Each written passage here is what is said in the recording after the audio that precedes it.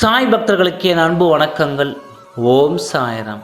என் அன்பு குழந்தையே, உன் வாழ்க்கை துணையோடு உனக்கான வசந்த காலம் உன்னிடம் வந்து சேரும் நாள் வெகு தொலைவில் இல்லை. உனக்கு எல்லா சூழ்நிலைகளிலும் நான் துணையாக இருக்கிறேன். நீ கலங்கக்கூடாது. என்றாவது ஒரு நாள் நம் வாழ்க்கை நாம் விரும்பியபடியே விடியும் என்று காத்திருக்கிறாய். உனக்கான மாற்றங்கள் நடக்க தொடங்கிவிட்டது.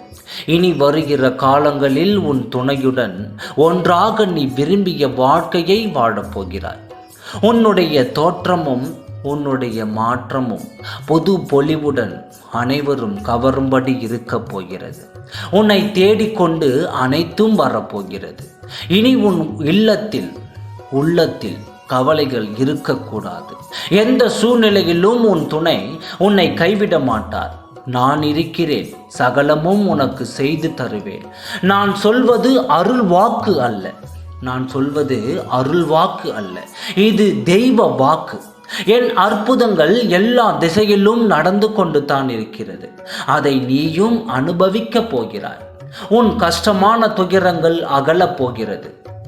மகிழ்ச்சியாக இருக்கப் போகிறாய். உன்னிடம் நீ நினைத்த வாழ்க்கை வரப்போகிறது.